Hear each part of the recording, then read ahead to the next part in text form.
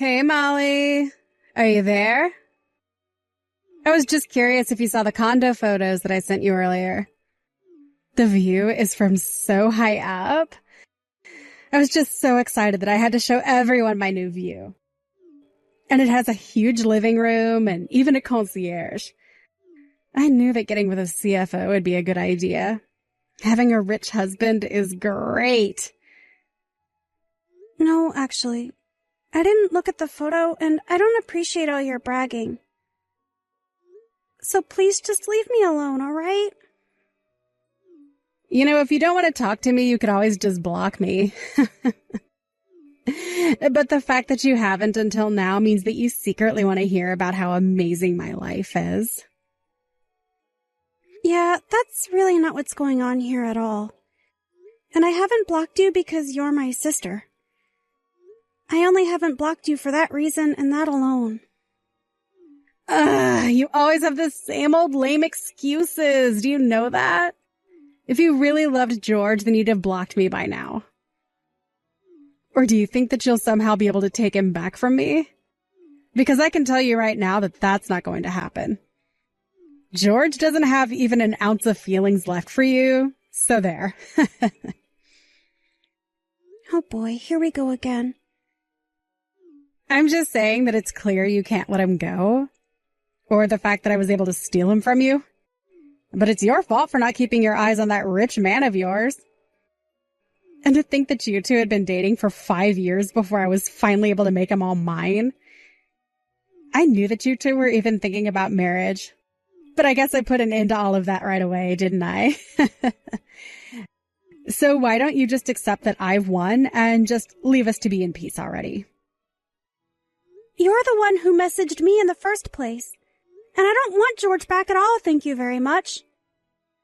Why can't you just accept that I have a lot of complicated feelings about all of this? I mean, you're my sister, but I wish that you would quit rubbing this in my face all the time. Oh, man. You really are just such a crybaby. Do you know that? You think your crocodile tears are going to change anything? If anything, it just makes me think of you as all the more pathetic. That's exactly what I'm talking about. You don't have to be like that to me. Yeah. You can say whatever you want, but all I hear is a little loser asking for her boyfriend back. It's not cute, though, and you won't be getting George back.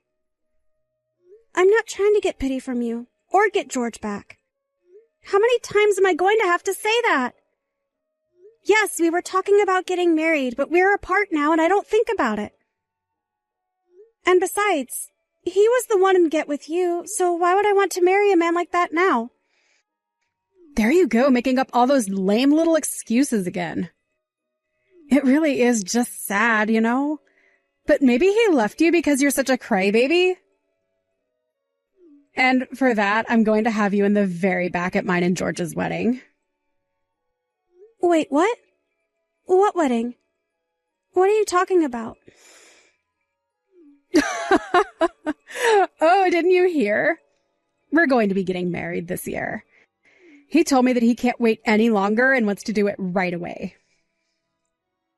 You have got to be kidding me. I was shocked when you two moved in together. But now you're telling me that you're getting married too? Well, duh. I mean, George is already 30 years old. And I guess that his dad had a long talk with him about taking responsibility. Not to mention, he has a lot to think about with work. So we figured the easiest thing to do would just be to marry each other as soon as possible.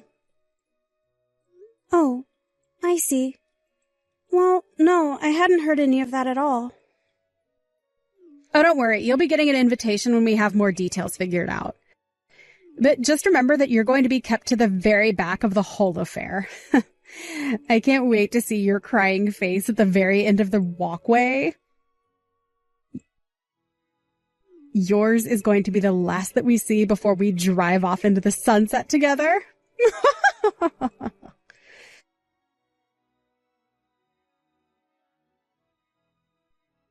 Oh, man. Don't you have any pride for yourself, Molly? If you really want to get back together with me, You should just talk to me about it directly. What in the world are you talking about, George? I mean that I saw you just now in the office. You came to my dad to try and make him get back together with you, right? Have to say that I'm pretty shocked. I didn't realize that you wanted me so badly. I'm a bit of a bad boy, if you hadn't noticed. Literally, what in the world are you talking about? Have you hit your head or something like that? I don't want anything to do with you ever again. And your dad called me here to talk to him about something else. And just why would my dad want to talk to my ex-girlfriend, He doesn't associate with bottom feeders like you. He's too busy. He was suspicious about why we broke up after 5 years just for you to end up with my sister. And he was surprised to hear about you and my sister getting married. So he called me to discuss that. Oh, yeah, that does sound like him, I guess. He just can't learn how to mind his own business. But who cares who I date? It's my choice. He needs to learn to butt out and let me live my life. I think it's that your dad is worried about you and wants to make sure that you're making good choices. Yeah, I'm sure that's the excuse he gave you for his actions. But it's so obvious that you came to the office today to try and beg for me to get back together with you. Your obsession with me is really just getting sad at this point, Molly. I think the only person who thinks anyone is sad here is your dad about you. In fact, he apologized for your actions to me today. He apologized for what you did, and then he gave me a rather thick envelope. Oh, I get what's going on now. You were blackmailing my dad about what I did so that you could get a big payout. Is that it?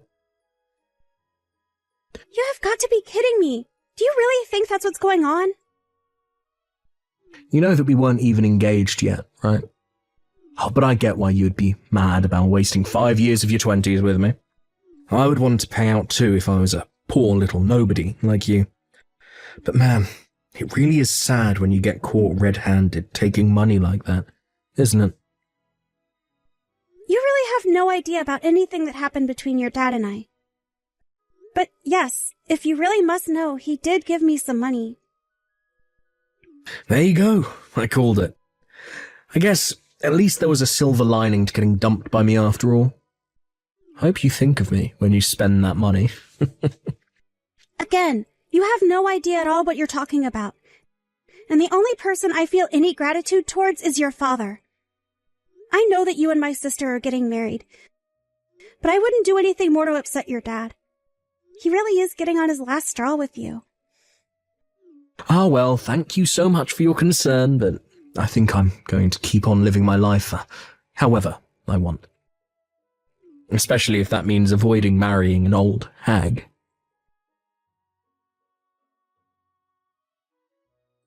Hey there, sis. Did you get the invitation to my wedding? I bet that you were pretty surprised, weren't you?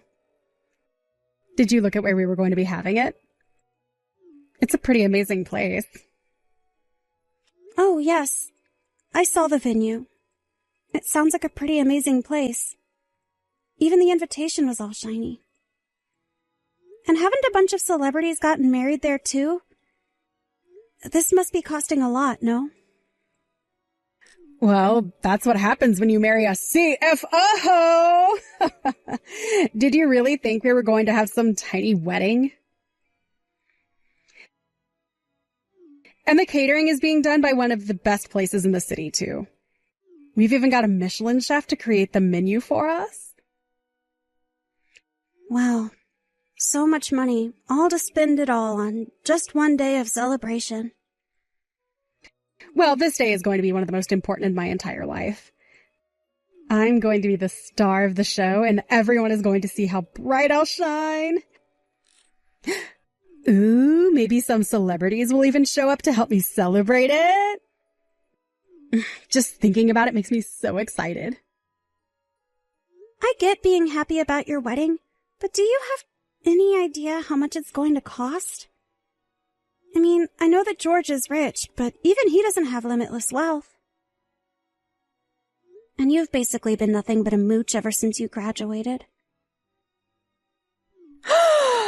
I have not been a mooch or anything like that.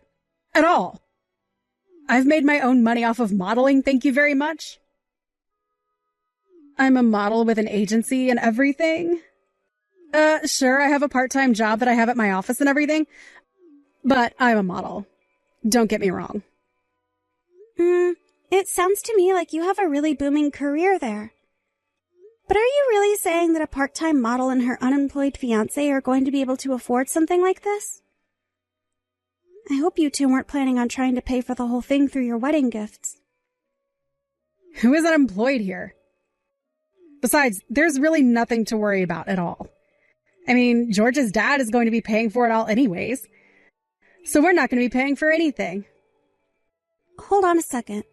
You mean that George's dad really said that he's going to pay for it? Oh, come on. Surely you can't be surprised about that, right? I mean, of course he was going to. George is the CFO of his company. Of course his dad is going to pay for the wedding. Not just the venue. He's going to pay for the catering and staff and everything. We won't have to spend a single dime. But what I want to know is, if George's dad really actually promised that he would pay for your wedding, I mean, did he actually say those things? Because as far as I know, his dad really didn't seem to approve of his son sneaking around one bit. Oh, George told me all about how you were called into his father's office and how you probably tried to rat us out for your own benefit. But even then, there was no scolding that came or anything. Don't you get it? This just proves that I've won. I'm in and you're out, and that's that. He clearly approves of our wedding, and it's obvious that he's going to support us. Okay, I mean, I wasn't going to throw a fit about it or anything like that. I was just curious about what he said is all. And just why in the world do you even care now that this doesn't even involve you, huh? Did you really think his dad wouldn't support his own son? I mean, you know that George is going to take over the company once his dad steps down, don't you? There's no way that he wouldn't pay for a wedding with so much on the line. Well, that's interesting that you say that, because I'm actually not so sure he is going to be taking over. You really have no idea what you're talking about. You're just jealous because we're going to have the amazing wedding that you never could. But don't worry, it's not like we're not going to invite you. In fact, the both of us really hope that you show up. We want to rub your face in our success. Well, I'm your sister, so of course I was going to be at the wedding. But you said you were going to sit me in the back. So I'm still wondering if you even have a seat actually saved for me at this point. Oh, come on. That doesn't mean you're going to miss the wedding, though, right? You have to be there to sit in the back and look all sad for us. And you have to make sure to bring us a big wedding gift. We won't be accepting anything less than about 10 grand. Hold on a second. You're not really asking your guest to be giving you $10,000 as a gift, are you? Oh, come on. This is going to be the wedding of a lifetime. Did you really think the ticket to get in was going to be cheap? Besides, don't you want to come and see your one and only little sister getting married? This is never going to happen again. Surely money's no object for you to be there for me, right? What in the world are you talking about? How can you seriously be asking for that? That's just absurd. But you're missing some of the perks that you get of sitting in the front row. That means that when you walk through the door, you've already found your seat. Honestly, in a lot of ways, you're getting the VIP treatment. Don't you see that? I have no idea who in their right mind would pay $10,000 for entrance into any kind of wedding. But I'm certainly not going to be shelling out that sort of cash to go see some failed model get hitched. Excuse me. What did you just say? What's the matter with you? Fine then. Since you and I are sisters, you'll only have to bring $1,000. How does that sound? Now that I've given you such a huge discount, you have to show up at the wedding, right? You really are just completely out of line right now. And just why should I have to show up there anyways? Oh, come on. You're not actually going to miss this, right? One of the whole reasons I want to get married is just that I can see the disappointment on your face. Surely $1,000 shouldn't be too much for you, right? After all the strings that I'm pulling and the role that I'm giving you? Let's get something straight here. You do know that George has been disinherited, right? Wait, what? What do you mean by that? I don't understand. I mean that's why I've been wondering if you're really going to be able to pull off having such a huge wedding. That's why I said it'll be a wedding for a wannabe model and her unemployed husband. And I really don't know about bringing $1,000 just for that. Wait a second. I don't understand. What is this? What are you talking about? What do you mean he's been disinherited? So I guess you still haven't heard the news then, right? But I think you should go and ask George or his dad as soon as you can. And you should also go and find out just who is going to be paying for that wedding. You might just be able to save yourself.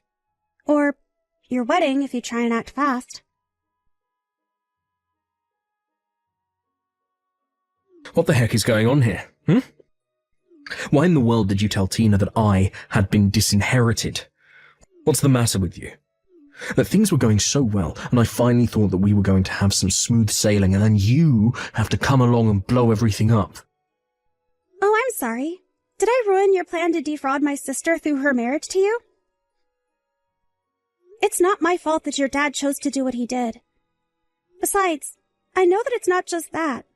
He's cutting you off everywhere. I know that he took your fancy black card, and I bet that isn't going to be giving you a dime for your wedding. But I still just wonder what you've been telling Tina in the midst of all of this. And just how did you think it was going to be smooth sailing? I mean, what did you think was going to happen once you two are married and she finds out that you're out of a job? Shut up. I don't need you critiquing my plan. It was all going to work in the end, okay? Or at least everything was going to be just fine until you had to go and ruin it. Look, I thought I had done such a good job of hiding from Tina that my dad had cut me off, and when she found out, she flew into a huge panic. Oh, yes, I bet that she would have.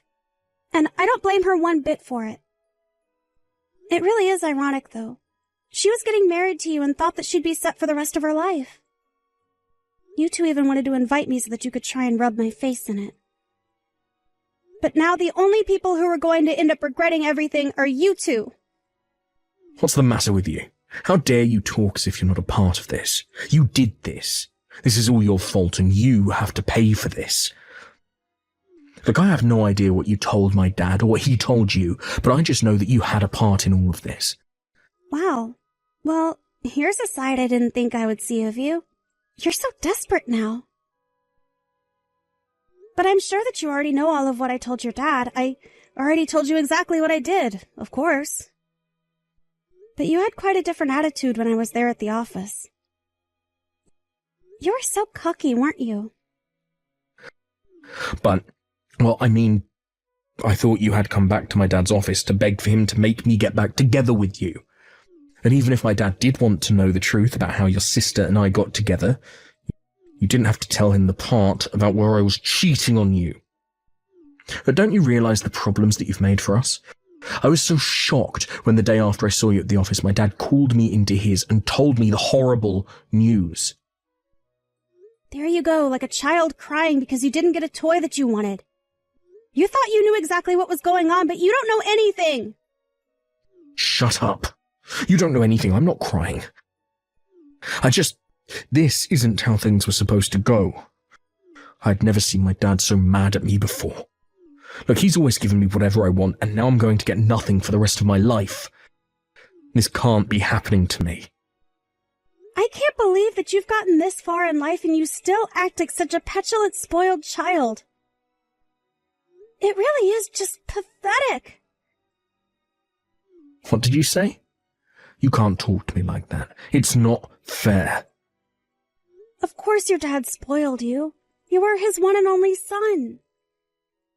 I mean, I know all about how your mom died when you were young. So obviously your dad was putting all his hopes into you. I'm not shocked at all that he is upset with you. You don't know anything about me or my dad, so don't pretend like you do. You know, when your dad called me into the office to talk about you and my sister, he was so crushed. He just had no idea how he could have ended up raising such a scummy son. He even said that. I could hear his voice choking up and how disappointed he was in you. No, that can't be right. Please tell me this isn't true. This can't be happening to me. Well, I think you have more pressing things to worry about now. Like, how are you going to afford this huge extravagant wedding that Tina kept going on and on about? Why don't you quit crying like a baby to me and get the rest of your life in order, huh?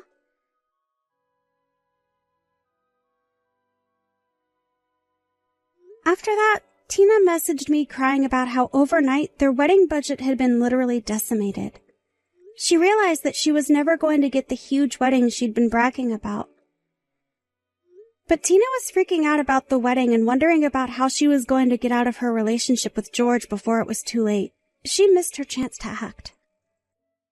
George had already sent the wedding certificate to be filed away, and, wedding or no, the two were legally husband and wife now. The two of them ended up moving into a cramped little apartment and had to take the first job that they could find. George begged his father for money over and over, but it was no use. He even burst into his father's building to beg for help, but George's dad later told me was carried out by security promptly. Ever since then, Tina has been too busy handling her own crazy life with her own terrible husband to bother me anymore. As I mentioned above, George's father and I still keep in touch. I had heard from some of the staff about how angry he had gotten at his son, but to me he had never been anything but kind and courteous. As for me, I was more or less able to rid myself of Tina and George and simply went on with my life. I was glad to have dodged that bullet and was satisfied that I had put an end to Tina's wedding plans before she would have ended up with the bill for such a huge affair. Whether she'll ever see it that way is another issue. Thank you for watching! If you liked this video, please give it a thumbs up and don't forget to subscribe to see more content like this.